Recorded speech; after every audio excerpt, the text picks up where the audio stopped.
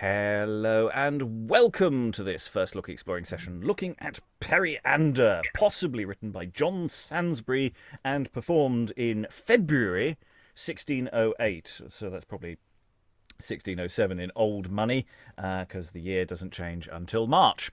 But I won't confuse too many people with... And nobody's listening to me, anyone, because everyone's looking at the cat, so it doesn't matter what I say from now on. Anyway, this is another of the plays collectively known as The Christmas Prince. We've done two short little pieces, part of a Revels season at St John's College, Oxford. And this time we're looking at... Just double-checking that it is the thing. I'm just having a sudden moment of doubt in my mind that it's from yes, it is. It is. So we've done two previous little sessions on the more comedic end of the spectrum. This is a bit heavier. This is a bit heavier, a bit more serious, and longer. It's a more substantial text. It will take us a couple of sessions to get through it. So, without further ado, we're going to dive into the story of this king. And reading today, Detraction, Zona, Symphilus, First Citizen, and Aristaeus is... Hi, I'm Desna from Lancaster. Reading Boy, Pornaea, Second Mariner, and Second Citizen is... I am Tom from Brighton. Reading Melissa, Arion, Eugenia, and Philarches is... Liza Graham in London with an assist from Milo here. Milo. And reading Resolution, Lysimachus, and Euetaerus is... Hi, I'm Arrogant. There are so many characters in this, I'm kind of trying to find the list, the end of the list, rather. Yeah, let's keep it together. And reading Periander and the King and Lycophron is... Hi, I am Valentina. I am also in London. I have no cat. No, but I'm your host, Robert Crighton, and I have a sense that some of these are Transformers. I'm sure some of these are Transformers. So that's just going to confuse me even more so. One day we will get round to looking at some of the in-between material that gives us a little bit more context about what actually happened with these performances. But we're just going to go into the play, see how the play functions. There's quite a few scenes. It's broken into lots of little units of scenes, but they're often interwoven into each other in that sort of fashion of primary entrance and exit. Yeah, we're going to see how it all flows. We start with a sort of pre-show induction type material, as we have the entrance of a master and a boy. And oh boy, I think I'm the master. Come quickly, you'll stay all night here, you rogue! Are these to be hanged up now? We shall ne'er have done with these foolish plays. I think you take a good deal of pains for a little thanks. Oh, faith, sir, if there were none here but those we take pains for, our kind friends and honest good fellows, our thanks would be large enough. Well, and what's your play now? Faith, sir, a poor tragedy, a tragedy. Tragedy? Oh, I thought so. These boys are never well, but when they may mouth it. I have not seen them yet in the true strain and turnings of a comedy, but I have no judgment. Let be as may be. Anything since my lord and his friends will have it. But what tragedy? The hanging up of Philarches or the whipping of time? Faith, sir, you have guessed well. The fortunes of Philarches were thought on, and they would have suited his lordship's declaration exceedingly well. And the whipping of time was not forgotten, but that 'twas too low a subject, and too poor an object, and indeed had too much unpleasing reference. And what, is't English or Latin? Nay, honest English, sir, plain English. Oh, fie, stark naught. Too bad, scholars. Shamed yourself in English already, and now again in prose too, I warrant. Faith, little better, sir, plain blank verse. Hiss. How now? Who's that? Fox, begin your play and leave your prating. Why, what are you, sir? As good as you, sir. Pray, gentlemen, heave him up. This fellow would be known. I am well where I am, sir. You shall be better, sir, and please you. I'll not take your word, sir. I would a quieter fellow had your place, sir. Faith, 'tis no matter who has for anything, he shall get by it. I have heard your play repeated, man. 'Tis not so worshipful stuff as is expected. 'Tis too good for you, sir. And too bad for this audience. In what state stands your dessert, then? Psh, be not your boys ready yet? I'd fain hear 'em whine. The stock's here, ho, the stock's here. Pray, gentlemen, bestow him amongst us. You see how he disturbs you. Will do him no harm, I'll assure you. Enter resolution.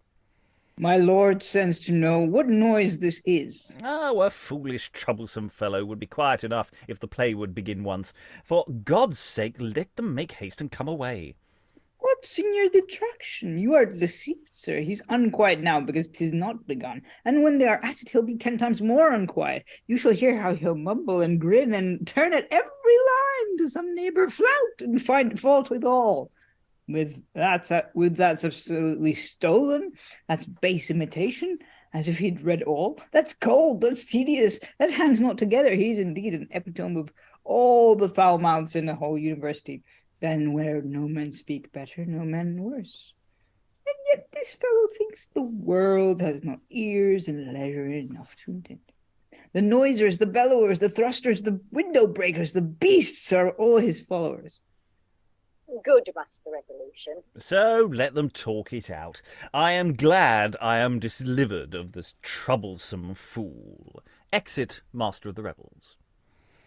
I have partly known you. I speak ill of all, you say, and you neglect all, scorn all, care for no man. Neglect all, scorn all, care for none of thy kindred, detractors. Will you sit, sir? They're now upon beginning. Hear a scene or two or a whole act. You and I'll sit for chorus. You are an ass. There was but one thing which I thought to speak well of, and that was the chorus they have already of the other 6 wise men. Though I had no great hope of their proceedings, there I heard their seats appointed. Prithee, be contented. Thou and I will be chorus. They shall not hold. They'll speak too gravely for us and too wisely for the time. Come on, I'll sit. And resolution and detraction sit. I think we should briefly pause and just talk about this. Assuming that this is going to be a serious play, and this opening is decidedly comic, and I do like the master here just berating the boy, and the boy going, "Yeah, it's a tragedy, and it's in verse, it's in English." And detraction in the audience, basically heckling. I like a heckler when absolutely controlled within the dramaturgy. I don't like actual hecklers. They're always annoying. Thoughts from the room on this? There's some nice stuff here. Again, feeding into the whole Revels thing. Everything is within the context of this Revels season. Other shows have happened before. Other shows, I think, happen after. Some are in Latin, some are in English. Good stuff going on. Eric? I just like the idea that sort of, instead of just going, sit down and shut up, resolution just goes, sit down, we'll be a chorus. We can participate later. Yeah, I don't know if that's going to help, but yeah. And assuming this is a deliberate colliding of tones, that you have this comic action to set up what is actually going to be a very serious text, but also semi-apologise for it if it's not going to, if they're afraid it's not going to land, maybe. Desna. Given that there's stuff happening beforehand, is this like a link, a segue between if there was something more comedic beforehand? I think all of the other stuff we've done are on different days, but Right. I could be wrong on that point. Again, there's sort of linking material that we will look at later on, and as I say, hopefully we'll get the Latin translated as well, so that we can look at the Latin plays. So there's a lot of infilling to do. I don't know that this would have necessarily had one of the other pieces directly before it. I don't think so. I think that would have been another day. Liza. I do like Resolution's description of detraction as the quintessential bad audience member, which sort of preempts anyone who might be there, who might be thinking of behaving in that way. It's a very clever little ploy. And actually, what I really like about this is you could actually probably remove this and put this into any tragedy you chose, because it's all quite generic. And, I just love this, the whipping of time. Anyone seen the whipping of time? I've not come across it anywhere. Wait, wasn't there one where they wanted to arrest time for We causing... read that one. What's the 7 days of the week? We're thinking. Yeah. So is that a deliberate callback, or I was just wondering if it was a generic tragedy title? You see, so I was wondering whether it was actually a different thing. Well, I don't know. I mean, it just reminded me of that. So. Okay. Yeah, no, it does look like it may be just an allusion to that. Okay. Anyway, let's get into the meat of the cheerfulness. I'm sure it'd be cheerful. So, Act 1, Scene 1, we have the entrance of Periander with Melissa following, who is pregnant. Chide us no more, Melissa. We are moved. I stand above restraint and subject bounds. Yet, sweet, look here. Well, I remember that. Love bred it, and I hold my life it smiles to be so near its birth and princely sire. Pornaea, Zona. Most detested names, too fair to be as poor Melissa true. Call them yourself. Whom? Have I used to word it, or let your understanding hold even wing with our first breathed command, and then obedience attend it, or I'll change you. Now beshrew them that thus have changed you. Pornaea and Zona have entered, to whom Periander turns himself. No, that's not me. Yes, Pornaea. Who is Pornaea? Pornaea. Health and honour still attend our king. It is your grace's pleasure ought to command this humble servant's duty. Sweet smooth elocution in a devil's mouth. I must not unking him, though they unwed me.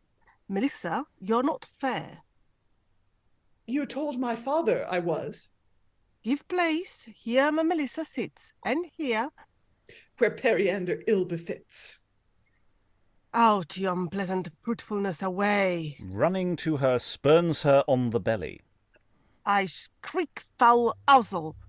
Here sing the birds of day. And Crataea to Periander as he sits between Pornaea and Zona. My lord! Melissa on Pornaea cried, and Zona, but now speechless on the ground, I fear will lose her life and birth and all. Had she been speechless sooner, she'd saved all.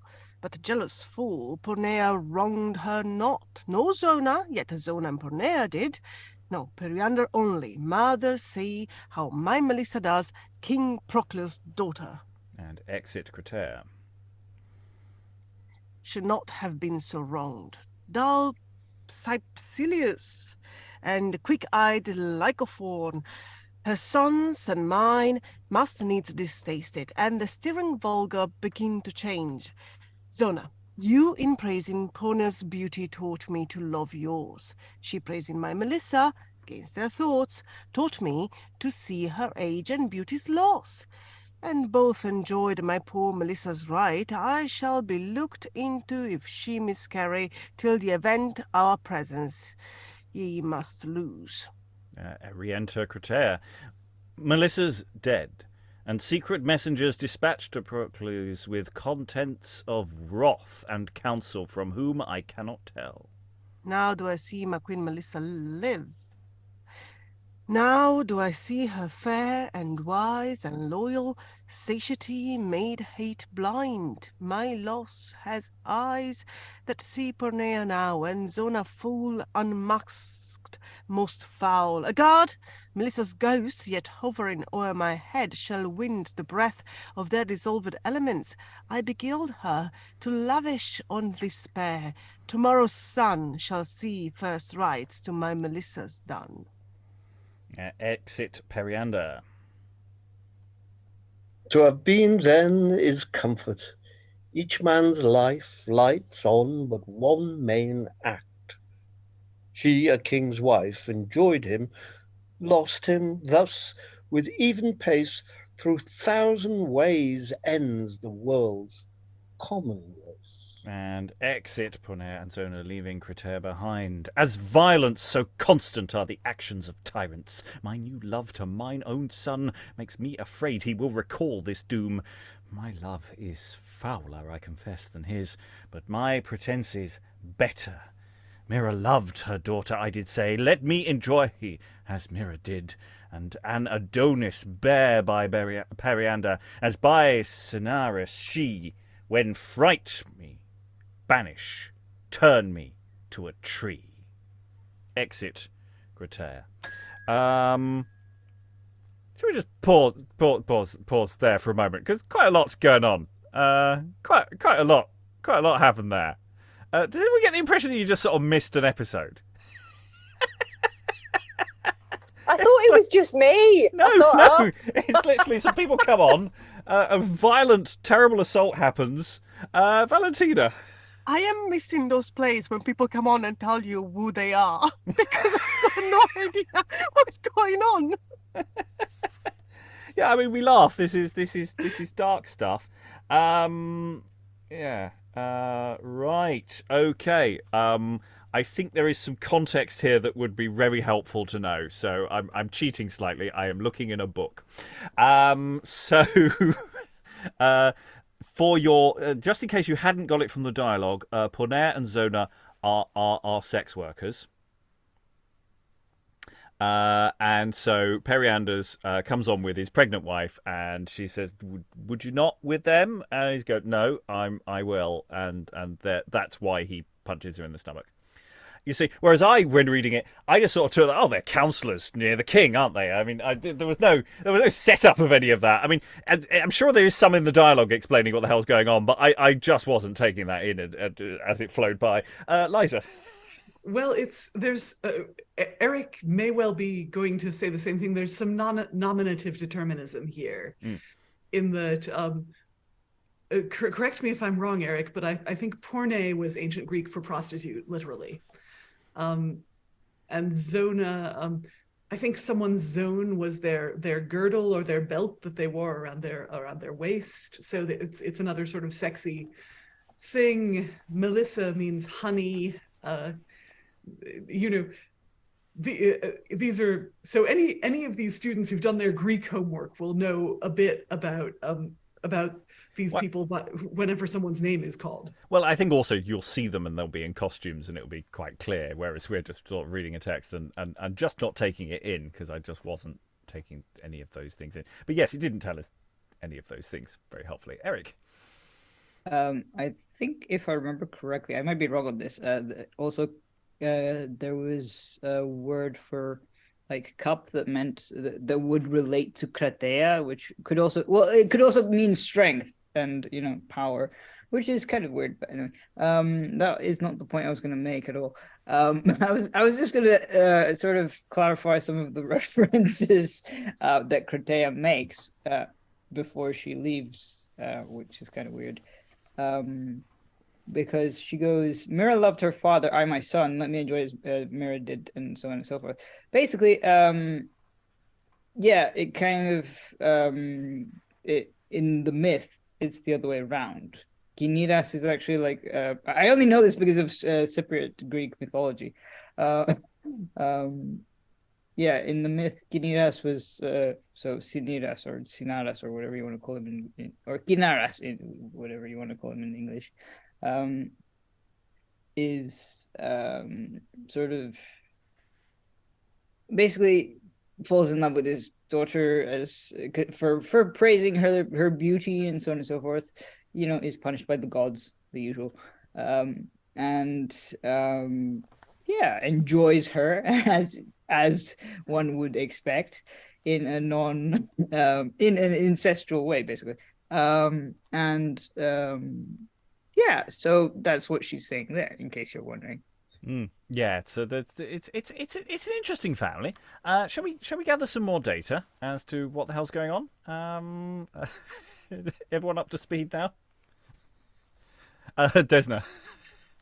So, and this is the last thing that was puzzling me. Is Melissa still on stage when she dies? No, she's off Oh, stage. I missed a bit. Yeah, no, the literally the stage direction. I don't know. I So don't I've think there got- is a stage. I don't think there is Yeah. a noted actual exit for her. I didn't see one. No, but she definitely is going to come on stage now. So she must have got off somehow. Maybe they carried her off at the end of the scene or somewhere in the scene. I don't know. But it's a good point. The stage directions are erratic and often in the wrong place. So maybe there's something somewhere.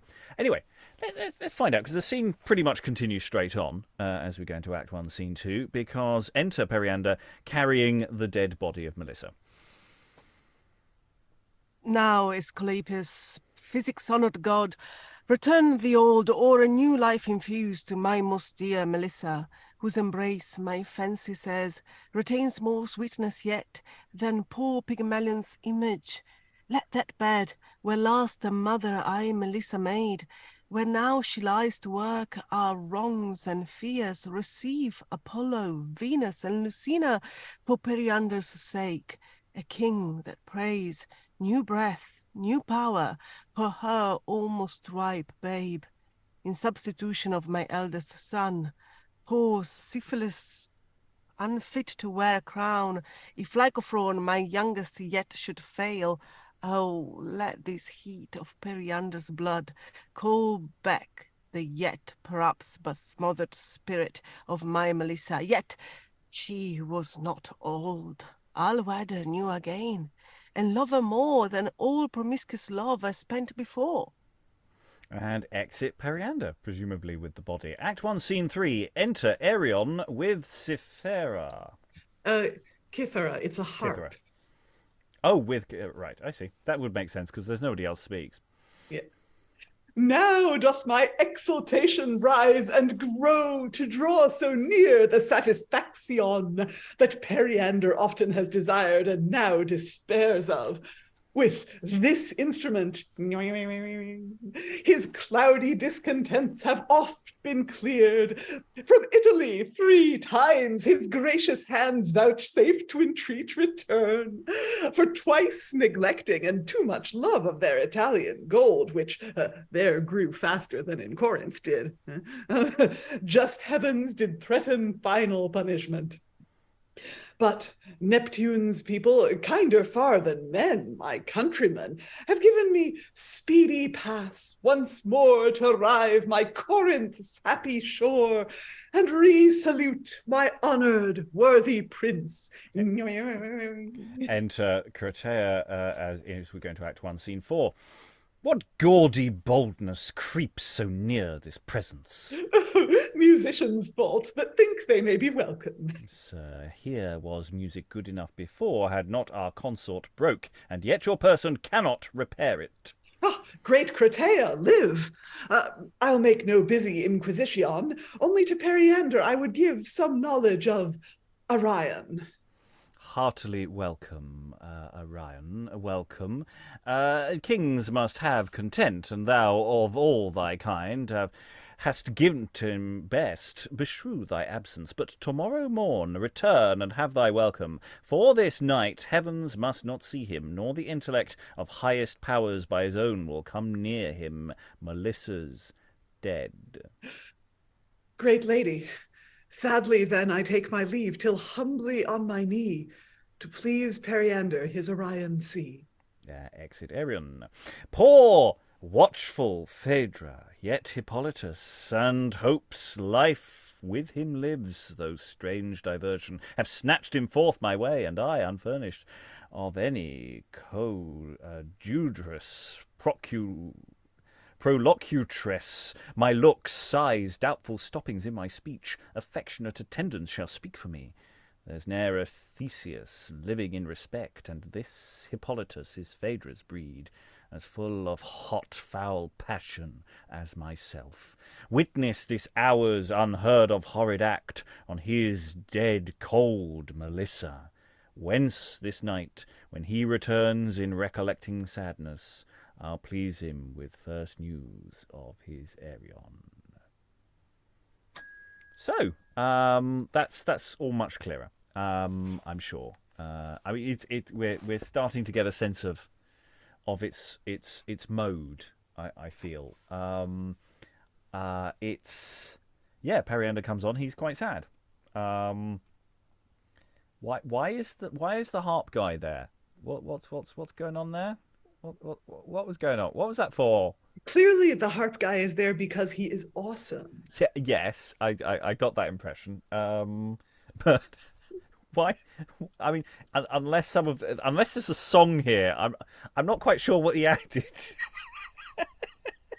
I'm confused. This text is. I'm very confused as to the tone of this text. Desna.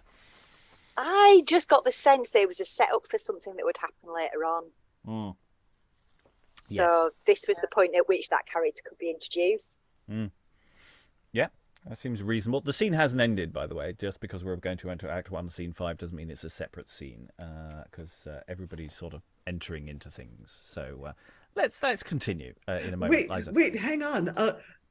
So Crataea says this hour's unheard of horrid act on his dead cold Melissa. So like after that speech where Periander carries the dead body of Melissa and he talks about like this bed where I, Melissa, first a mother made, I'll wed her new. So like, did he do a necrophilia on this person? I didn't take that from the text. It has to be said. But I'm not saying no. I mean this play kind of, it's very extra. Yeah, it's extremely extra. We're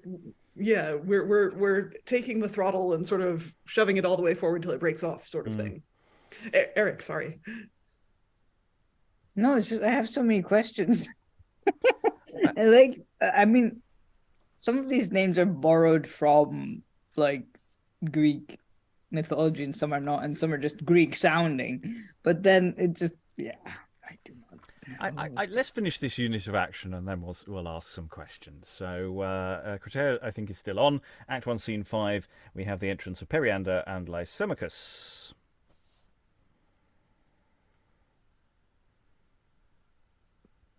Now farewell. Apollo likes not our reviving method. How now? What should I fear? Her following ghost? Lysimachus, how hastens time tonight? Within an hour of day. A sad, long night. Is Periander pleased to hear good news? If in the height of good, else be it untold. Yet from a mother it must have audience. Arion is returned from Italy. Music doth temper passions, and inflame them.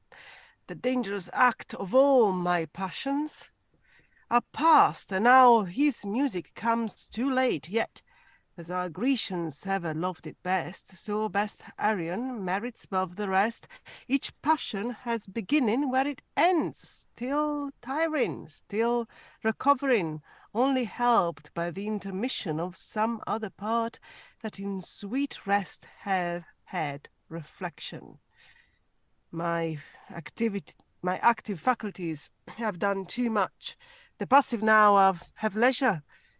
Give him welcome, but I will hear him first, since he refused our first and second revocations, whether he can deserve our present still. Some of mine own invented dithyrambics, while I repose my own distracted spirits. Act 1, Scene 6. Enter Arion and Lysimachus stepping forward or something. Yeah. Euetaerus, what? Has Arion found such entertainment at the Italian ears that Periander's love must be forgot? There, love and bounty did oblige me far, but oft have I sought means for safe return and missed it. Last, with a Corinthian bark a passenger I was. The mariners perceived or learned at shore, I know not whether, that I had store of jewels and of gold. In plain terms, told me I must overboard. I asked, obtained that in this gaudy habit, this instrument in hand, one lesson played, which I thought best before I should be given to the sea's mercy. They dispatched. I drenched, was straight heaved up to air upon the back of a kind dolphin. Thousands more attending as wishing they were airy animals, so wantonly they followed my poor skill. Thus with a fleet of dolphins guarded on in space of less than a short natural day, set on this shore of Corinth, and am come to spend my last in Periander's court. A guard, is this of your Italian tricks? Or have you lost the knowledge of our search? Go see him safe. The hand Arion's was, but not the tongue. Some young Italian prince hath stolen his heart then too. Lysimachus, let him have good attendance and kind usage. Have you ta'en order for my son's return? 2 ships are under sail, for each prince 1. 'Tis well, I must rob Procles of his joy. Dispatch one to the harbour to expect what ships shall next arrive, of which of them bring up their masters, and some meaner sailors, and least, if it be true, flying report should give prevention time. Lay out some ships betwixt them, and the harbours to receive them. The admiration of this jigged report more alters me than all his music could. Act 1, Scene 7. Is this running on from the same scene? Who knows? Pornaea and Zona rush to. This is the danger to be loved of kings. Why had we beauty in this eminence? Why had we tongues, bad servants to our beauty? Having no souls, no reason, as men tell us. Beauty abused is reasonless and soulless. Had we been dumb, Melissa still had lived, and love's fire cherished life, not heaven's deprived it. We did not know our stint, catching at all. We lost all. I have tears which I will spend for wrong Melissa. The unseen fire, methinks, I feel my resolution, while this water, part of milk of my life, is flushing out. Let Periander's sacrifice to her. I well remember that I less endured my first love's heat than this dispatching rage can terrify. I'll sing a love song in it. Come, let us taste it. When I did prostitute myself to comet love of doubtful tyrants, borrowed sometimes from him for other courtiers, then was I all on fire. Now do I go to bathe and choke myself in temperate milk. Lost Periander and his courtiers' love doth on me, like fire's wheeling element move. And Act 1, Scene 8. Enter Crataea and Periander. Wilt thou not lend me what I rioted? In gifts upon thee many thousand kisses, at every drop that from these breasts thou suck'st, all creatures else in different freedom hold. The noblest beasts, the silliest, fairest birds keep not this awful difference, but supply with harmless concord nature's sad defects. 'Twas jealous madness in humanity to set restraint. All laws from nature grew, except this private law of envious men. Or if it be the madding vulgar's curb, shall princes be the peasantry confined? There are some nations I have read and heard, where the fair daughter kindly doth impart her sweet warmth to the father's frozen heart, where twins of each sex marry in the womb, and all degrees of consanguinity by kind conjunction double band their love. Why were not we born there, or knowing them men of as solid reason as ourselves? Why is not their example privilege? Exit Periander. Nay, I am tied with chains of adamant. Denial but in flames, I'll either burn to ashes in this heat, or make him turn to give refreshing. exit, and I think that's a unit of action, kind of. So Zona and Pornaea are being rushed to an execution spot of some staking of some description. So yeah, and they keep talking about milk and water either. So are they have they been impaled? Are they bleeding everywhere? It's milk of life is flushing out. There's a turn of phrase for you. I still don't know what the Luke guy's for. Harp guy. Because he's awesome. Okay, yeah, that's fine. Whereas, just going back to our question of what happened to the body of Melissa in Periander's care, I don't want to go back to this, but I there was one line. Apollo likes not our reviving method. It just trying to hump her back into life. I'm slightly disturbed by what this. I think we're reading too much into this, but maybe it's there. I mean, this is just. And then, I mean, I really liked Crataea's speech in many ways, but it is an appalling speech and so many others. It was quite enjoyable to do, just to do something quite so transgressive. Just going, hey, animals do it. Why not people? Yeah, incest. Call for incest there from the author, possibly. I don't know. This extra. I'm going with extra still. Somebody else speak. Don't leave me flailing here. I don't know what to make with this text at all. It's kind of full on for the first one of the new year, I've got to say. Yeah. Though for the viewers at home, this is probably early autumn by the time you see this. But for us, yes, it is New Year. You'll be able to date it from the Zoom glitch that appears in the video. So. Yeah, I mean, it just starts full throttle midway through thing, and it's like no context is given. Stuff's just happening, and it's just whoa. Yeah. So suddenly the two sex workers are condemned to death, and we're not sure why. Well, I think he's very, they were the sort of the excuse he had for committing the murder in the first place, so he's sort of blaming them as part of his guilt because he's a git.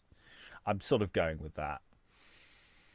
They are the scapegoats of his bad behaviour because he's a king. In it. So yeah. Okay. Shall we move on? New unit of action. There are some mariners. So there's some saucy sea action, I'm sure. Okay. Act 1, Scene 9. Enter Lysimachus and 4 or 6 mariners, depending on your point of view. What do you call your ship? The Vulture, sir. Oh, I remember. And what yours, I pray? The Tempest, sir.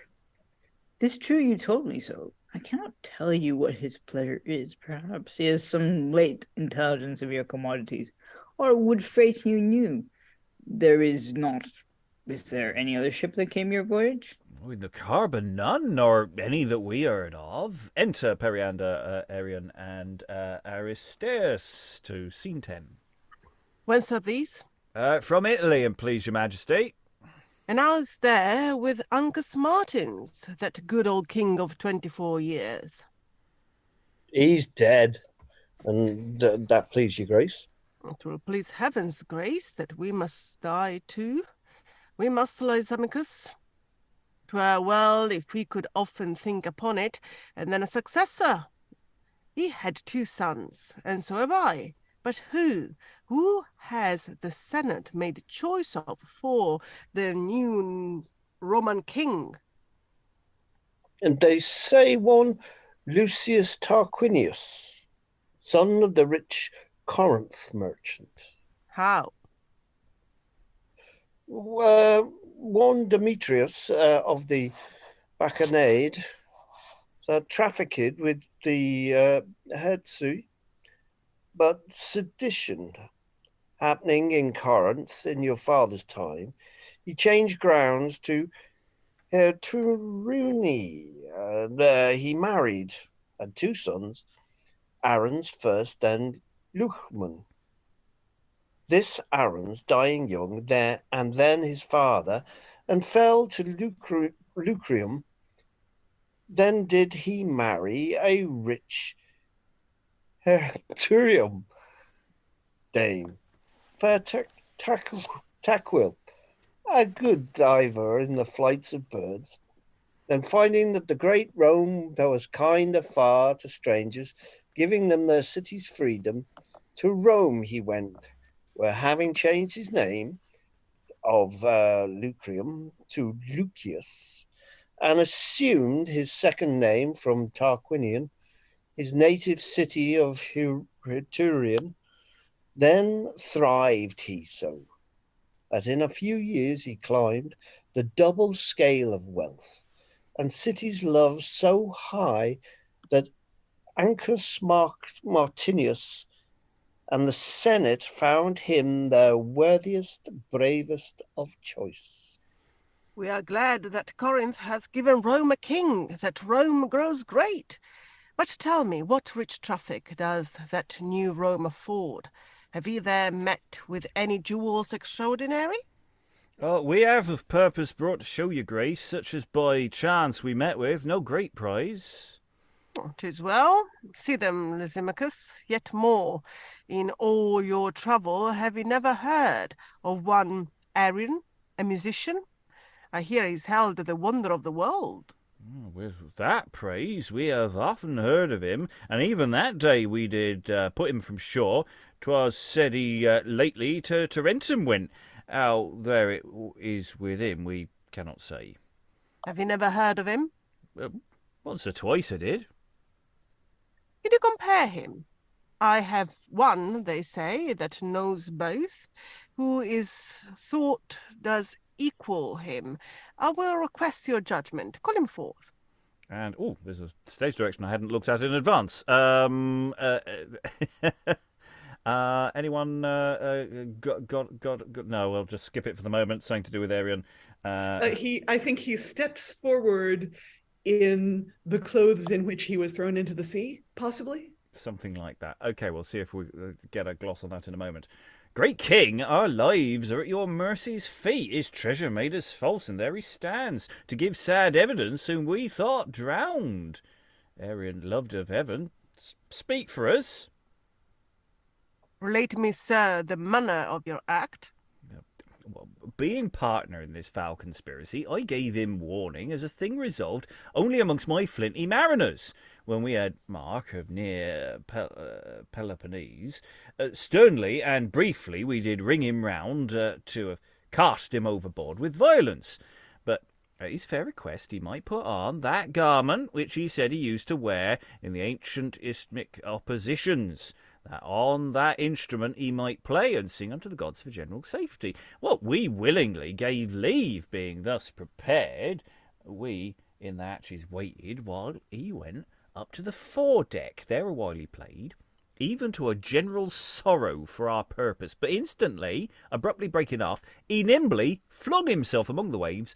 We followed with our eyes, where we might see a dolphin heaving him upon her back. About her seemed to be a swimming rock of thousands more the general species, as knowing better how to prize great worth than we, more brute and cruel than the sea, that while he Neptune-like, except his fears, rode playing sweeter than great Triton's trump, with jollity they leaped above the wave, and followed, skipping swifter than our sails could waft our ship, till he was out of sight.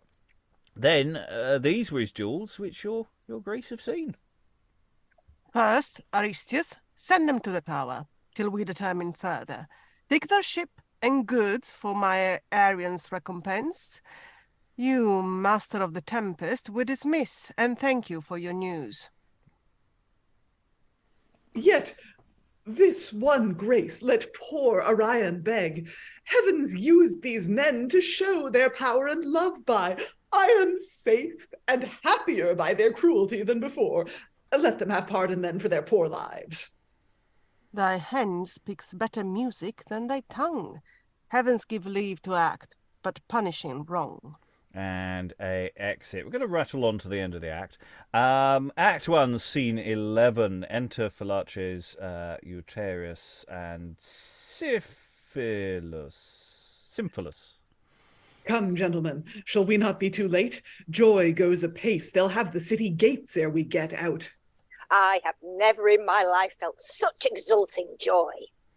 I hear that Cypselus has sold away his wit to Lycophron. 'Tis honest nature's fair division. Good fortunes to the eldest, wit to the youngest. Enter Eugenia, who is also it's you. me is that me as well? Yeah, that doesn't work, does it? I am talking to myself. No, somebody else. Unless anyone else wants to be Eugenia. I don't want to be Eugenia. I suppose I have to be, don't I? I'll be Eugenia. I thought as much, Philarches, how you serve me. We may not go along. Commend me then to my new brothers, whom I yet ne'er saw. Request young Lycophron to wear this jewel, that I may say far off. There's Lycophron. For Cypselus, as they say he's half a fool. The fitter, then, to be a great king's heir. Why so, Sir Wag? To be but half a fool is to be all wise, for we are all fools. We want but time and baubles to distinguish. Madam, farewell. We shall be chid for staying in all the courts afore us. You know, Philarches, the window where I stand doth but one sister, whom yet they know not, as I gaze on them, give them a little forehand knowledge of me. Fear it not, madam. We must take short leave. Your jewel I'll deliver. Secretly, for indiscretion's wrath is troublesome. End of the first act. Let's have the chorus for the act. Return, Detraction and Resolution. What did you think? And pray, what thinks your worship of this act? What? Are you falling into the blank verse too? I marked it not and care not whether I do or no. But 'twill be far from pleasing. To whom, I pray? From Whom should I please? Then you forget your part. Your aim is now peculiar for us. There's no such need of heady aiming, sir. Mountain of gross absurdity will be which way, so ere ye cast a sleeping eye. In your first scene, how have ye tumbled up Melissa's death? How little is expressed of her death's cause? And on how little spleen a fire was made, Periander's hose? And what a needless story did one tell of Rome and Tarquin, and I know not who. Why, there's a heap, beshrew my memory, that have not brought my tables. Worthy sir, some dogs of custom, not of malice bite, but your sharp judgment, sir, has hit it right. I know that things beginning should be spun to a fair length, in the end more nimbly run. This, in the direct subject, I confess, but things collateral may be laboured less. Our main is Periander's discontent upon the turn of age and life ill spent. Some touches of his madness it must show, but sudden as still tyrants' passions grow. That reach to Rome was but a windlass too, to net the mariners. I could farther go, and so could many better judgments here in true objection. I'd let all run clear. Clear as inundation, filthy all. Except those streams which from your mouth do fall. And that closes that. Okay. Valentina, I feel you have questions. Can somebody please explain to me what the whole thing with the mariners was? So, okay. So Ryan is sent away, but then he comes back again via the Mariners. I don't quite know why he went away and then came back. I lost that bit before he even got to the Mariners. He was touring. He was asked to perform by the King of Italy. Yeah, he was having a great time in Italy. I'm okay with that. Yeah, and he then was sent for twice before he came back. But what did he do? Why did he? Why were they so annoyed? Because they were annoyed with him at some point, weren't they? And then he got a dunking, and then he was saved by because he was trying to calm the seas or something with his. No, they. What was going on? The mariners saw that he came aboard with jewels and money, and so they were going to throw him overboard. and he asked if he could please keep his instrument and play one last song. So they threw him overboard while he was playing, and a dolphin liked the music so much it picked him up and brought him to Corinth. So I was trying to find out which ship threw you overboard. Yeah. Oh, okay. Because I missed one little bit, and then I was like, I have no idea why I'm punishing these people. Yeah. They didn't throw him overboard. He nimbly flung himself. Didn't they? Well, that's what they say. Basically, they cornered him, and he the whole concept is that they cornered him. While he played, even to the general sorrow of our purpose, but instantly, abruptly breaking off, he nimbly flung himself among the waves. So he was obviously he knew that's the direction he was going in, but they didn't actually throw him in. I know this is a technicality. Details. I mean, we did ring him round to have cast him overboard with violence. So it's just it sounds more like an intent than an act. The action. I mean, yeah. And he's like, well, can I please be thrown overboard wearing my best outfit and playing my guitarra? And also, sing unto the gods for general safety. It's it seems the kind of things superstitious mariners would be into. Yeah. So anyway, Periander has done one act of justice, which is to settle the hash of those mariners and I don't know whether he's actually going to give them the mercy that Arion asks. Arion is like, please spare their lives. You can take their ship or whatever and give it to me. I suspect we're not going to hear about any of them ever again. I suspect we will never hear from any of them ever again, and that plot point is now totally closed. I suspect this. Thank you for this recap, because I was completely lost at a certain point. I was just like, no idea. And then there's this short scene with some people. So that was nice. It's not very good at explicating what's going on. Is this the bit with Philarches and Symphilus and stuff? Yeah, what were they so happy about? That didn't. I think it's to do with the returning sons of Philander. So it's a sort of there is a people are going to be meeting up with people that they haven't met for a while. So yeah, I think Eugenia might be their long lost sister that they don't know about or something. Yes, I think that is the relationship here. Yes, so I think that's sort of how it works. I could be wrong.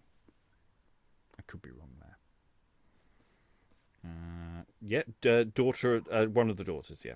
So, and Lycophron is the younger son of. So there's lots of sons. There's two sons. There's a daughter.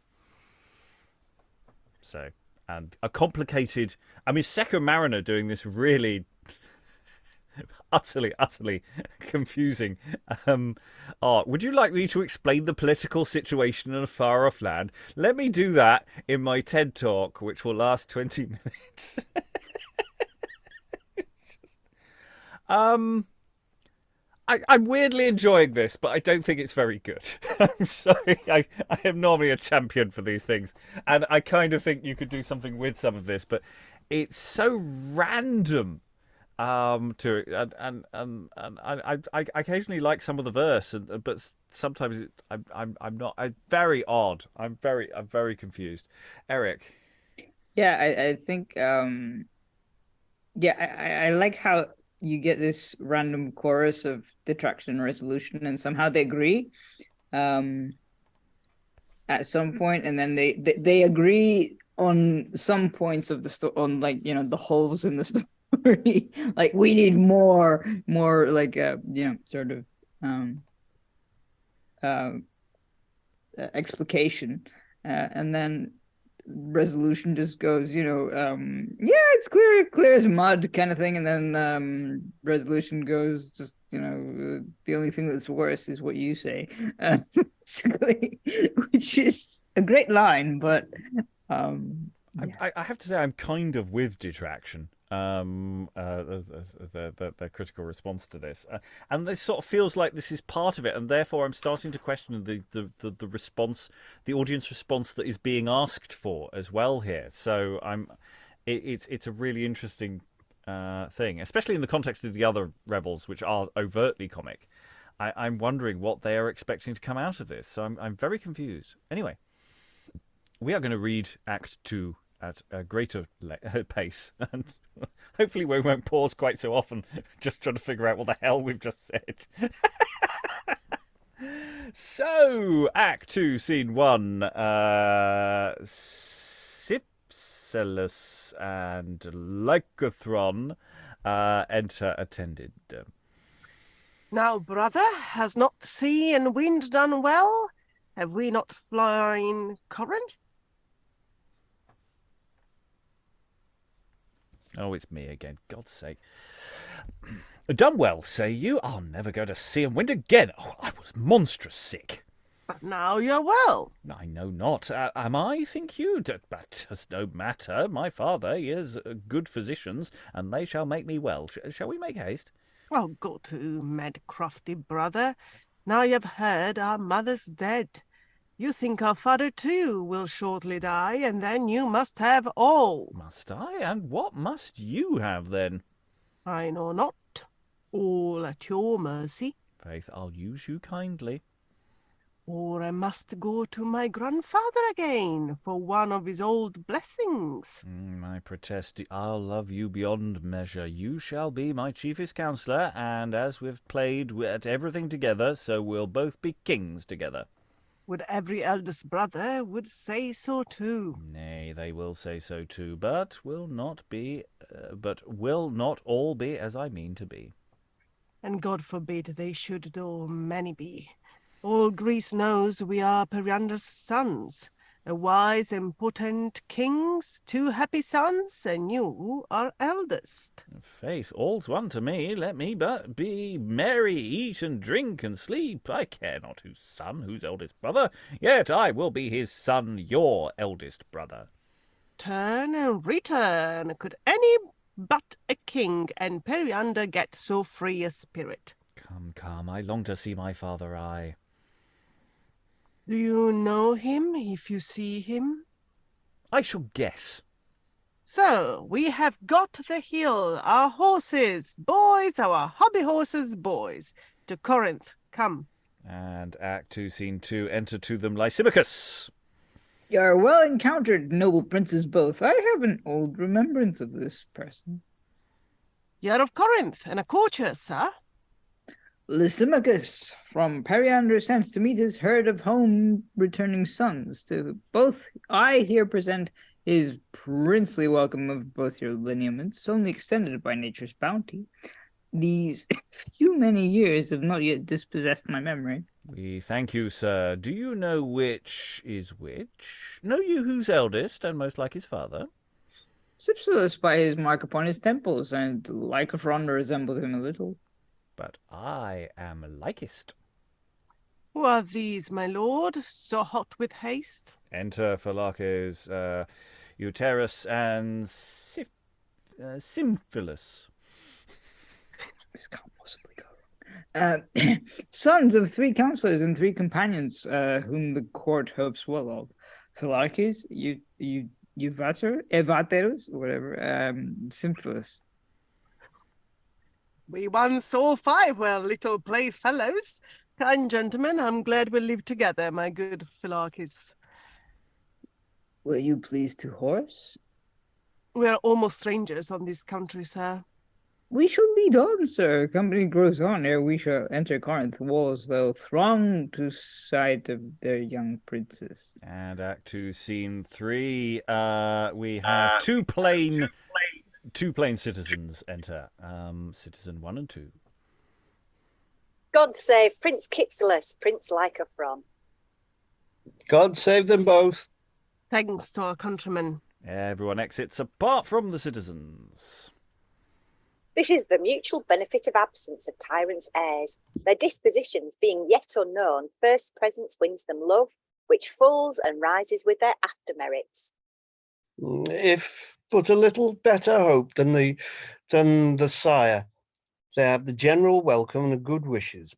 Else partial, fatuous, if it must excel the burdensome satiety of the present. Their hearts are ready to make way for change. Sure, there are countries where their kings are good, loving, beloved, just, peaceful, wise and strong, where byloves do not stain the royal pair.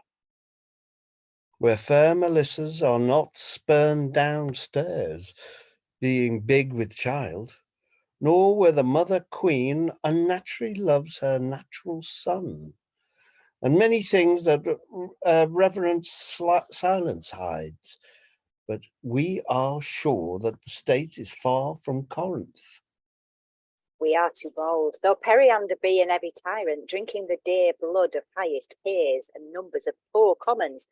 Yet our poor hearts must be these murders' graves. Our tongues ne'er ring the knell, close requiem we may allow, but without sound or light, while more and more dear lives are filched away. 'Tis well we talk thus in the open air, and yet sometimes I am almost persuaded the very air is sensible animate, and each king's secret true intelligencer such strange, obtruse, scented, deep secrecies find passage to their knowledge. 'Tis even true. I have known discourse among the Antipodes, far brought with the wind to them, it ne'er concerned, and punished here. Then let our tongues give over, and follow on to give our silent eyes their glad employment at the city gates. Fools chat their privates of superior states. And the citizens exit. Act 2, Scene 4. Periander, Lycophron, Cypselus, Euetaerus, Philarches, everyone, all the court enters and the sons, etc. Of this day, as your birthday, glad and proud, we give you welcome, having often heard of Procles, your old princely grandfather, how well he tutored thee, and what scenes of noble rank in the Epidaurian court he have had bettering by. Aye, truly, father, they are both noblemen and gentlemen, of excellent fashion there, and gallant spirit. But, Charles, there's none of them would come with us but these two kind and learned gentlemen, one a rich citizen's son, the other a knight's created the last progress. Created, then, to his first being. How now, Lycophron, you are grown a passing rider, I hear say, and mould yourself to be a martialist, which holds great part of Periander's love. And Periander awaits for response from Lycophron, but he only bows and is silent. Great. Why, how now, men? What passion clouds that brow? Who knows of any wrong to Lycophron? His millenary family shall rue it. Speak them thyself. Here are thy peers and justice. What? Silent still? It's strange. Who understands it? Is it a gladness passion?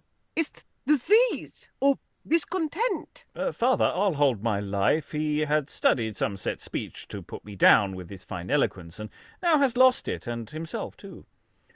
Well bobbed, apparent fool. If he should search your brains to find it out, he'd lose his labor. Heed me, Lycophron.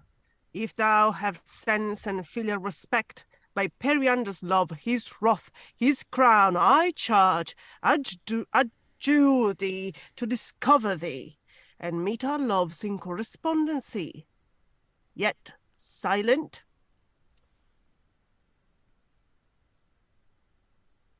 Great king, give this strangeness time till we make some use of it. On it. Tell me, pray, how found ye him when you met him on the way? Moderately pleasant, well languaged. For whose person a god's name grows this? But deliberate it may be discontent, it may be disease. 'Tis but a bud, and ripeness will disclose it with violence nipped is lost. Pray, brother, speak. You see my father's angry. I'm sure enough you chatted fast. I'm sure enough you chatted fast enough, and in the ship could flout and jest for life when I was sick. My lord, he weeps. Then we shall see the sun. Lysimachus and the rest give him retirement and leave us. Cypselus, I please you, father? know you this sadness? By my troth, not I. What privateness in his journey hath he used or any time before? Never from me. Writing or reading letters, have you seen him? No, in good faith. Tell me what words were passed betwixt him and your grandfather at parting. Troth, none but ordinary. Farewell, blessing. No? I must find out. I will find it out. Euetaerus. Exit and return? Slightly confused about that one. Father, once again, I do remember something about my mother that he said. How do she... Oh, there it is. Is she not dead? Dead. Poor Melissa. Dead. Oh, now I have it. And this it was. And strange methought it was. But this it was, the very last he spake. Remember who it was that killed your mother? There it is. Well advised, Procles. She was your daughter. Come, Cypselus. Once more welcome to our court. Report not our discourse to him, or any. And they exit. I think we can take a little recap there. So, Sun's return. One's a bit comic-y. I don't know. I don't think I was pushing that beyond what the text was trying to do. I shall guess. It's just such a wonderful line. Then we have that nice sort of interlude with the citizens, just to sort of presumably break up the action so that people can exit and then come back on again. And then, he does not want to speak to Daddy, and it's like this little bit at the end of just going, "Oh yeah, didn't you kill our mother?" It's just like, it's so disjointed. It's so disjointed in the dramaturgy. All of this is fine. As I would say, it's fine as a plot. But yeah, Valentina. It's quite disjointed in the text as well, as in the lines. So, am I the only one that's got, kind of like the feeling that it's being cut down?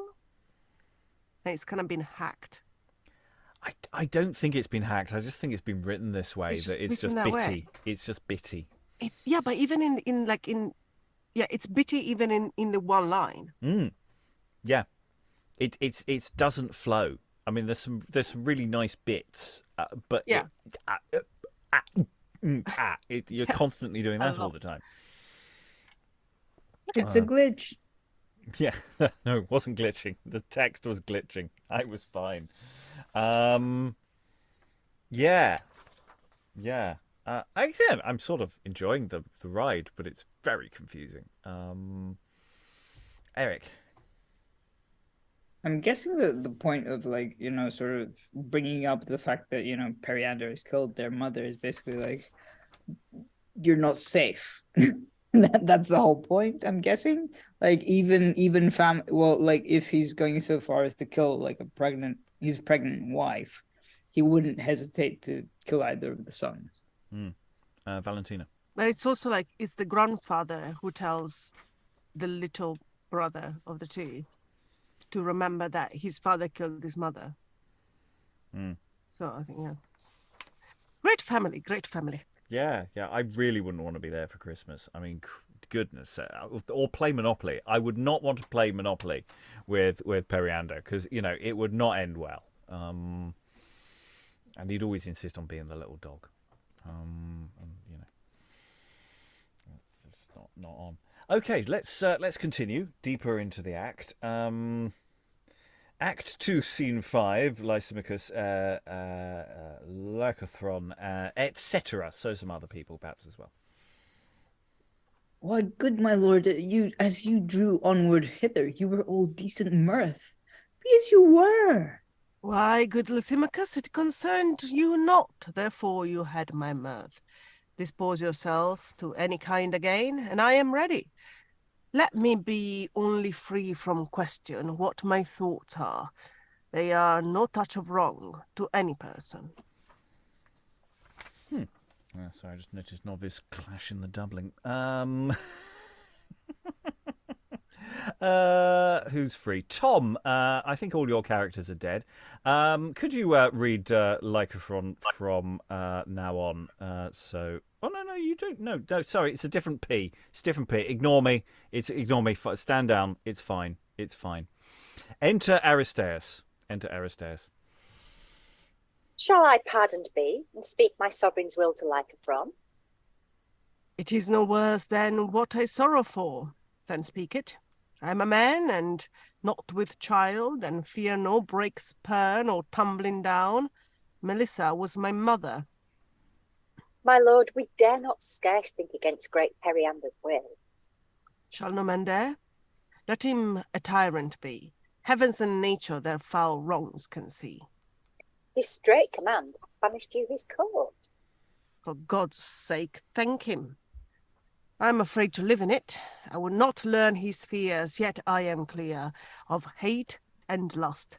He has one to be his heir, will serve the turn, and perhaps better too, he has not wit enough to be a tyrant. Farewell, Lysimachus. I am sound of limb. I can deserve my food. Heavens forgive him. And exit Lysimachus and Aristaeus. Enter Philarches. My lord, I must not leave you. Why, Philarches? You love me. Therefore 'tis that I would leave thee. Thou seest how plain I have been with my father, how quick he follows me. Philarches, stay. My love's worth lost. Make much of Cypselus. Observe him well and quickly. Lose no time. I will not have thee banished too. So much I love thee. Each butterfly is seen when the sun shines warm. I prithee leave thine honest smiles. I'll be alone. Why then, alone. you'll banish me. Your presence is my court. I will not censure the father king or the heir apparent son. My means are well already, and I'll lose them ere weakly leave my kind Prince Lycophron. I'll page you in whatever misery. But this is but a storm, and through the thickest of this cloud's dullness, I have seen such hope as either you dissemble or neglect.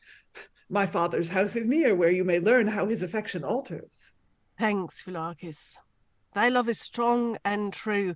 Let us retire. This common passage is too near, my sire. Come, good my lord. Your friends will follow you, and they are many, too. Good friends indeed. Will be the privater. Philarches, then, I must not have too many. I'll rather lose them than they shall lose themselves by loving me. Come now, I am thy prisoner. Good my lord. He'll find himself need that you be restored. And exeunt. Act 2, Scene 6. Symphilus and Euetaerus enter. Now, Euetaerus, which way blows the wind? Not for our sails, I'm sure. Poor Lycophron is banished from the court ere he came to it. Some depth of reason sure the good prince has towards 'tis the strangest passion I e'er heard of. He'll speak to any man but to his father, that may command his tongue and head and all, and yet he will impart himself to no man. Tush, man, 'tis common guess. 'Tis for his mother in plain terms lately murdered by his father. News to Symphilus. Shall we seek him out, and study our young brains to give him counsel? Faith, I was even now upon the question. I will not lose his love for all the court, for 'tis but misery to have the love of Periander and poor Cypselus, though eldest, none but knaves and fools attend him. The last I saw about him was Philarches, and he, I'm sure, is not about the presence. To him, then, may be he hath made use of his nearness. And they exit. Act 2, Scene 7. Periander and Lysimachus. At the bay window in the gallery I saw him with Philarches in his garden. Let him be called again. Once more I'll yield to that high stomach which myself hath given him. Exit Lysimachus. But do the commons, that huge brainless beast, enter so far into my actions? Must they talk of Melissa? Have they leisure on market benches to neglect their own, and with familiar boldness censure us? And even the very basest of the swarm, I'll presently give order for them all, that not the best mechanical and the value of a full 500 crowns shall keep a man, but do his sweating business by himself. Their phlegmatic hums at every period of their bold treason turned to empty sighs, and that luxuriant moisture gibbed their tongues, their pores and eyes shall sluice in sweat and tears. The superfluity of cashiered slaves shall go against my father-in-law, old Procles, for his kind lesson to my Lycophron. Let every petty subject a king be, as well as there to teach high majesty. Act 2, Scene 8. Enter Lycophron and Lysimachus to Periander. Have you yet purged that overflow spin that darked those eyes of reason and fair duty? Our hand of wrath is heavy bent betimes, and lose that stubborn organ of dark thoughts to better tune of deprecation and kind obedience, or we were no more. No, I expect no more, let no man dare, to entertain him publicly or private, to Procles if you will. Yet, thither, too, will dangerous be, even in Corinth Pine, a spectacle of obedience and misery. Exit Periander, not happy. Act 2, Scene 9. Philarches and Lycophron remain on. Oh no, enter. Sorry, yes, there's no, I'm confused. Anyway. God save Prince Lycophron. And God a mercy too, for still thou speakest from love and hope, not foul derision. My lord, I have here eavesdropped and heard all. A prohibition I did hear him breathe, but without mulct or a particular danger. And yet your entertainment shall be private. We must not front great anger. Act 2, Scene 10. Enter Symphilus, Euetaerus, to Lycophron and Philarches. How, Euetaerus? Not entertaining? Yes, by heaven, I will. And beshrew all my fortunes if I do not. And beshrew all my fortunes if I do not. Methinks 'twere rather treason not to do it. After a reconcilement, we shall stand as fair and high in Periander's love as they that do it not. Be it how it will, our youth loves him. He's gentler than his father, and better by 10,000 fair degrees. Let's tell him to seek him out. We'll save your labour. Many thanks are tongueless yet. Nay, gentle sirs, your words are far above poor mine. For God's love, leave this cynical respect. Time bids you to it. Your loves are greater than my fellowship. Let's steal hence, though all place be dangerous for you, hopeless for me. Yet, if you'll venture, where now on going to Philarches' house?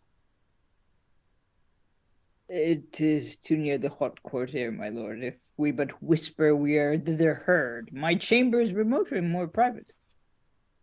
Mine, my good lord, has better prospects far, and is indeed the privatest of them all. I have conveyances, if need should be. But by your favours first, beside the wrong to draw him from his purpose, mine is safer because 'tis nearer. In the silent night or dull mid-time of day, when table talk makes common pass, neglected we may slip on each occasion nimbly from court hither and back again unseen, or convey grooms, tickets, and window signs, being so near, where in long distance we shall seldom miss one spy or other, and want many means. Mine is far better. Mine is good, my lord. My entertainment is as good as both. Our several safeness has no difference. We're better farther off. Kind gentlemen, first to Philarches I was all indebted, yet love and thankfulness extend themselves, but so far too, that I have lost myself in meditation how to thank you all. Let's study now for safeness, not for words. If never I then made the genius of the Empire's guardian recompense you all. And end of Act 2. Let's find out what the chorus in the audience thought. Now, judgment, judgment, judgment, gentlemen, was not a poor cold act. Were not the princes a pretty while entering the city gates? Did not the eldest fool it handsomely? Did not the youngest too slightly stoop to popularity and base observance? Fie, will no man peace? You are partial.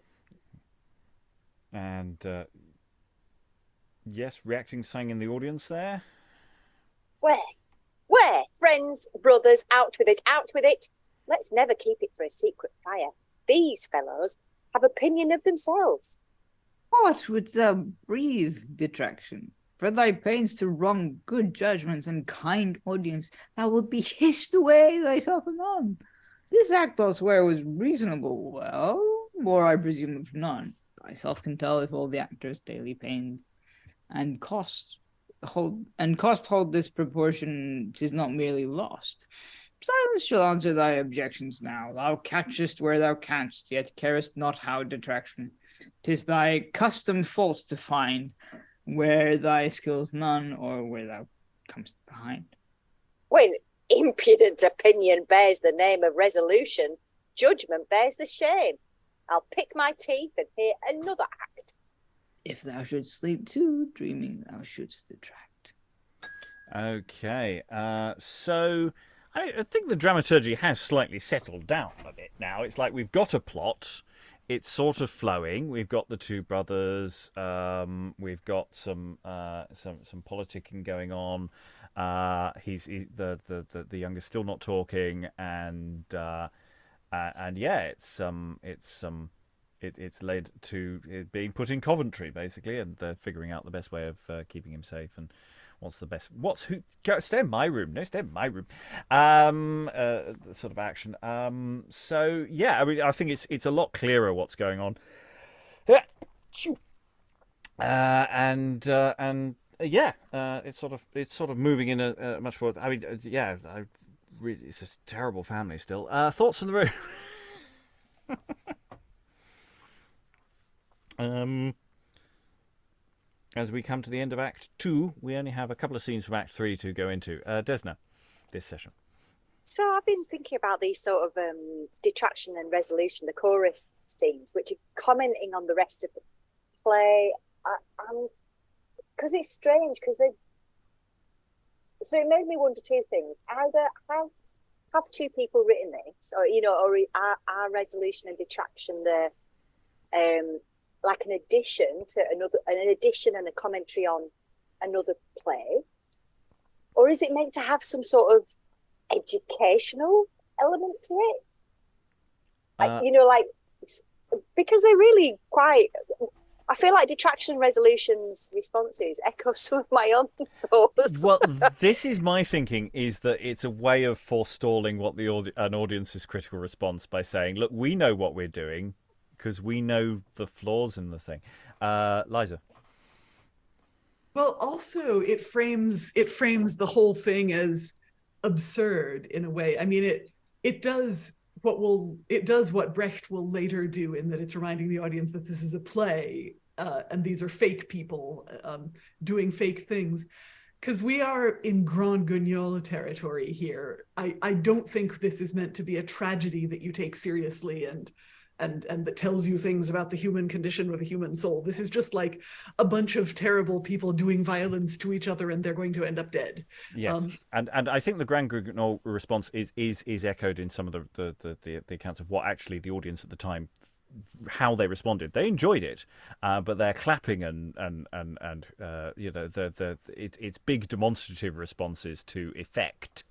I think so. That seems to be a reasonable way of looking at it. Yeah, Eric. I was gonna say it's like having a bad version of Gorbadoc or something, like just kind of wanting to kill everyone off. Yeah, I don't know. I find it interesting that it's got like the sort of structure of with the not five act structure, but like definitely It's 5 acts. Yeah. No, okay, yeah, no, I mean, like the scenes are structured in similar ways, and then you've got like the chorus scenes. Resolution always gets the last word, which is always some sort of zinger about like it's basically a mic drop at the end of that. I feel at the end of every act. I also wonder whether it's an attempt to do a version of a very sophisticated game that is happening in especially Boys Company plays a few years prior to this. So we're hovering 1608. A lot of Johnson and Marston is under the bridge from earlier, where you especially Johnson, would put a talking head in the room doing that kind of job. So it sort of has that element. We have 2 scenes to do before we stop this session, so we will have to plough on into Act 3. Act 3, Scene 1. We have Lycophron, Philarches, Euetaerus, and Symphilus. Why, we have kept young court with much more than they that sweat in hot ambition's fire ease, close envy, mouldering heat, and wrath's sweet blast. Our last night's long discourse had all the rules of excellent observation without aim, of foul obliquity and secret reach. Our diet pleasing and our quiet sweet. Is this the end of banishment from court? Then let me never see the court again, unless it be to teach the court this vein. My lord, the coach is ready. Will you please to spend this afternoon among my walks? And Aristaeus, sent by Periander, approaches, I think. Is that what that's meaning? No. Yes, something like that. My wish is good, my lord, are as your own, though heavy language sit upon my tongue. Speak, man. 'Tis from my father that you come. Your enemy could not send a sadder doom. Cannot the world example it? If it can, then I can bear it as light as any man. Is it a new invention worse than worst? Then 'tis my glory that I bear it first. Strike, man, thou canst not hurt me. Thus, my lord, first I must separate these gentlemen by special, then the world on the dear loss of all their state, suspension of their lives, vowed to Apollo for a sacrifice, that dare relieve you or but speak to you. What? Is this all? Then farewell, gentlemen. Nay, now 'tis time to part. I hold you dear. I'll still away. Renounce ye if you follow. Can Periander in his bosom bear so huge a heap of torment, as I know racks his best powers, and will confound him too? And cannot Lycophron a little starving, and few days' silence? Gentlemen, farewell, farewell, farewell, and yet I do bethink me. Nay, weep not out your eyes. Do not hurt them. For I will hover still about your gates, and Periander's too, where you shall see me, and I see you, and Periander too, and heavens see, and oh, endless love, yet fruitless. And holds out purses to each, I think. Is he giving out gold? I could be wrong. No, I'll obey my father. Bargain's relief. And I'll not buy meat. There's the sun yet shines, and that will drive out clouds, and they'll give rain, that will preserve the springs, and they'll yield water, and that sweet sun will help me to digest them. That sun shall pay no mulct, suspend no life. Farewell. I'll find help where there is no strife. And exeunt, apart from Lycophron, I'm not sure what he's sad. They exit hanging down their heads and weeping. Ah, right. And Lycophron remains. Yes, he remains. Everybody else exits. Okay, good. And Eugenia enters. Shall I take over as Eugenia once more? Yes, please. It is your part. So, Act 3, Scene 2, enter Eugenia. Stay, Lycophron. The sad command's extent cannot take hold on me. I'll send you hence to a dear friend I have in secret true. Good sister, kind Eugenia, one at once will be enough to offend and smart for it too. Your love is not the less if I refuse it, nor could my thanks be greater if I took it. Where will you sup tonight? Marry in the presence with mine own father.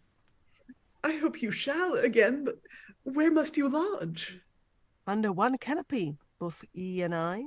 Why, brother, do you mock me? Sister, look up. Alas, what shall I do? Paint, dance, and sing, and laugh, and paint, and kiss. I love you better than to mock you so. To love me so is but to mock thyself. I care not, brother, let him banish me. I will not see you want. Pray, take this gold. Why dost not bear my angry father's stamp? What else? I dare not meddle with it then. His coin bought these good clothes. My misery is all too fine. I'll change them with some swain. Then, Lycophron, I must command you take it. He sent me secretly to give it you as from myself, and therewithal he told me he'd love the man, did with wide secrecy give you good entertainment. Sweet, kind sister, thy love is better than thy providence. We have too much of good Melissa in us. But show it not, Eugenia, show it not. Be stern, respectless, scornful. To my brother? To Lycophron, but not to Cypselus.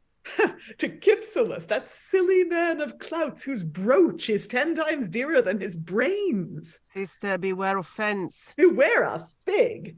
If you be blind and mad, I'll wait on you like poor Ismene on her Oedipus.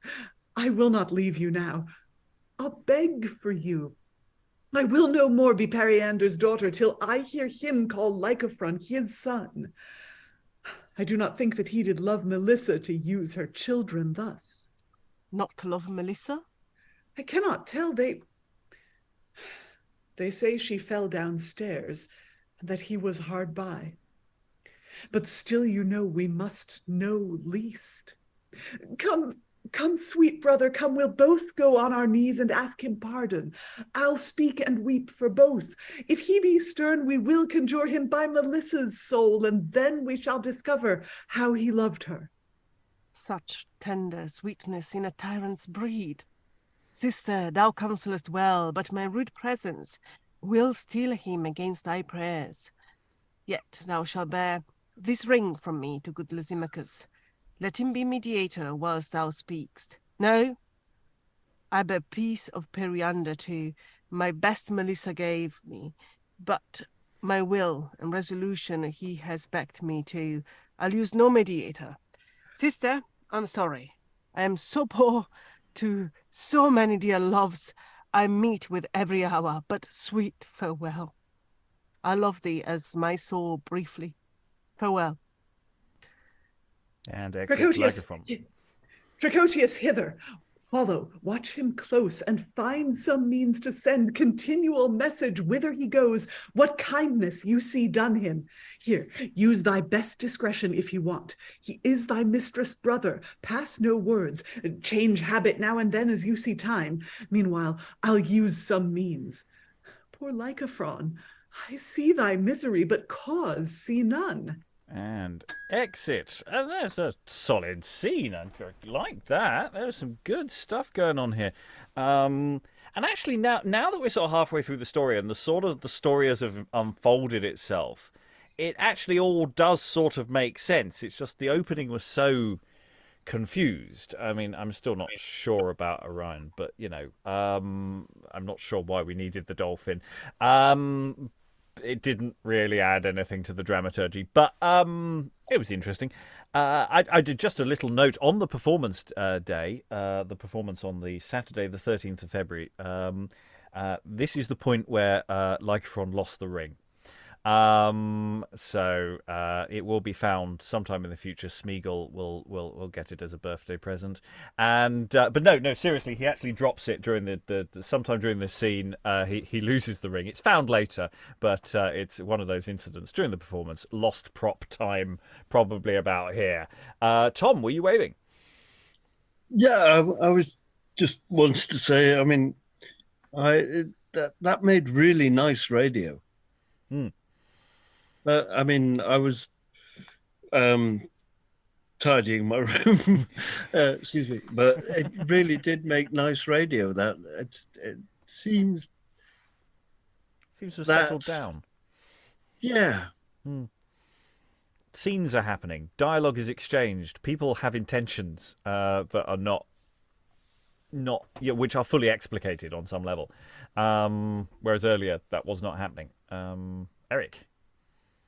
I'm wondering whether this is like sort of intentional, where like the writing starts off intentionally bad and then it gets better, like sort of as if detraction and resolution can influence the plot as well. But I don't know if that's sort of just my impression of it, sort of, because it does seem to be getting better rather than, you know, what usually happens where it gets worse or like muddy in the middle.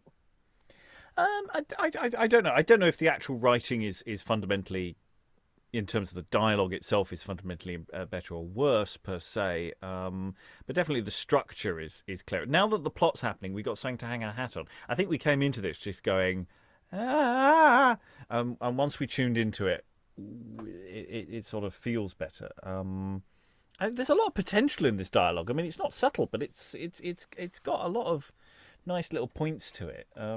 It's just it is designed to be extra, though. I think, I say, the audience response to this.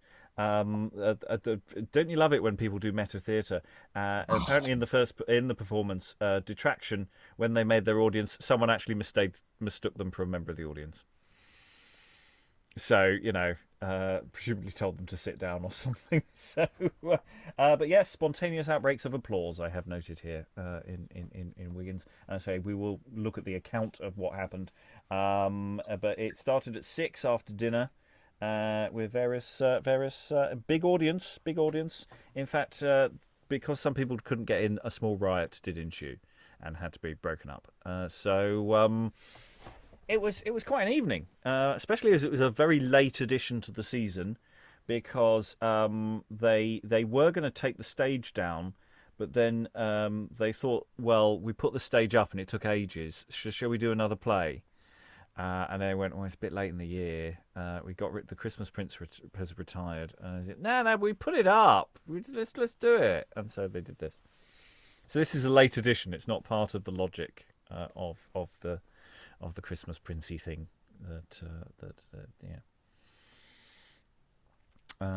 so yeah, someone presumably lobbied to have it done. Final thoughts, I think, time. We're halfway through the play. The logic of it has now unveiled itself. I'm kind of more into it now. I like its extraness. I always like when plays are a bit extra. I think it has its moments. But I think there's something about recreating that boisterousness of the original audience is important. I think you couldn't have an audience sitting here going, I'm going to be terribly serious and watch this now. I think that would kill this text stone dead. I think it's got to be a bit over the top.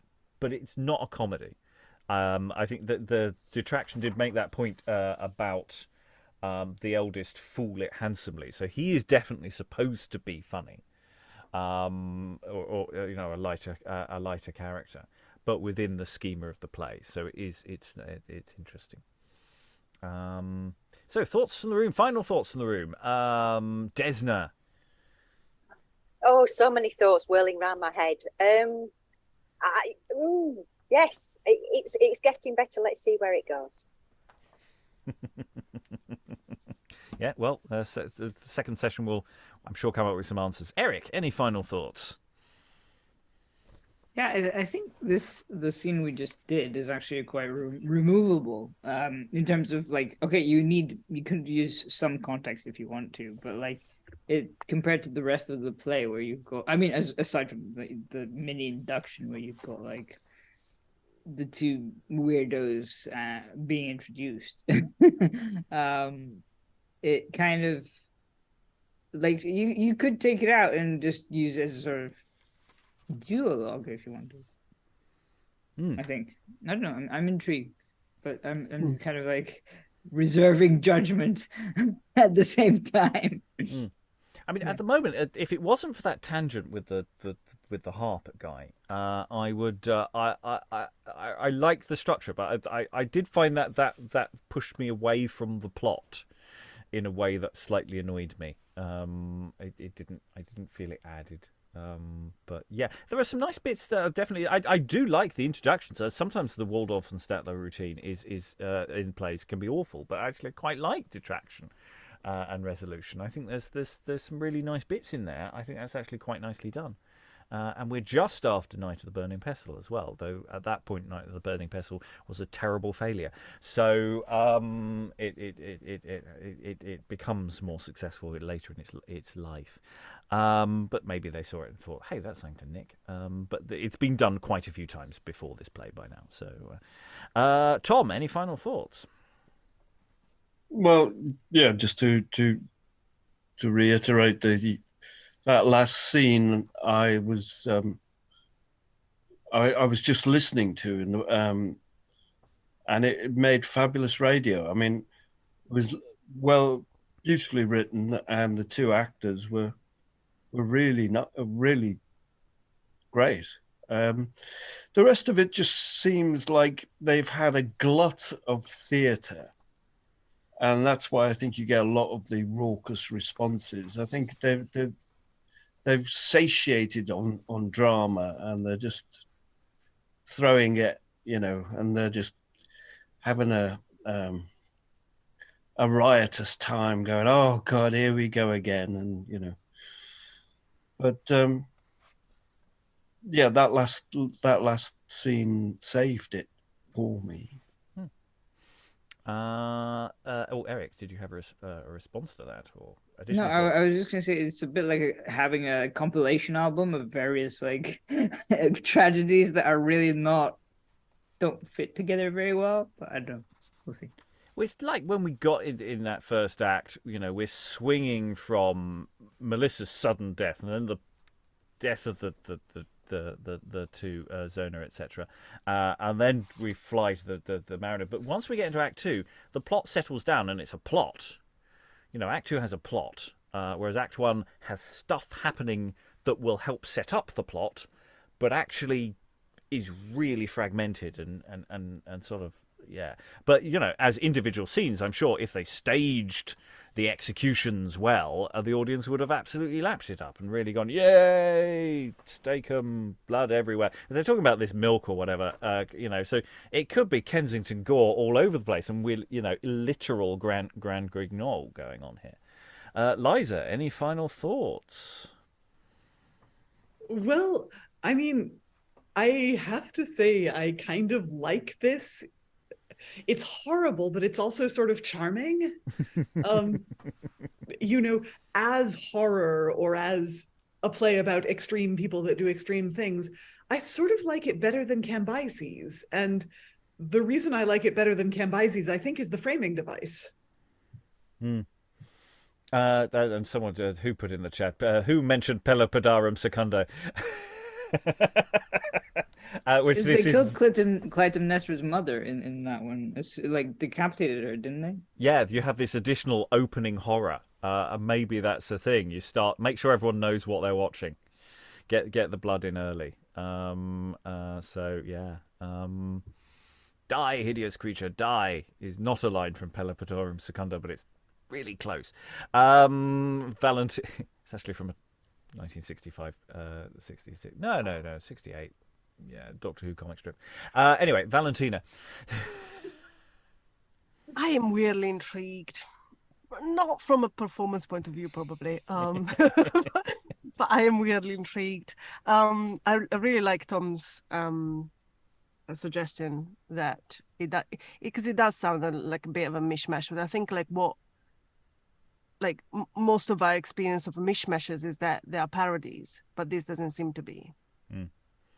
The only thing, not the only thing, but like the beginning was a little bit weird for me, because I think there's not enough explanation of what is going on, and even if you're seeing it, it's missing something. But it's also missing basically all of the internal thoughts of the characters.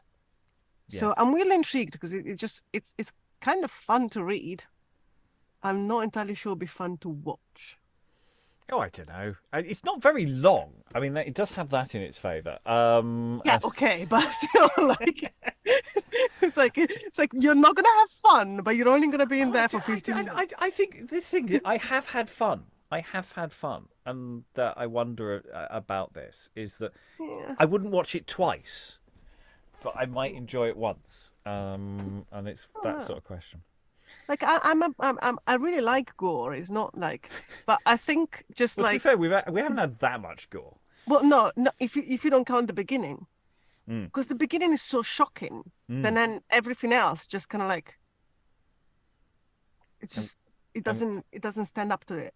Yeah, Like if you're visually, obviously not.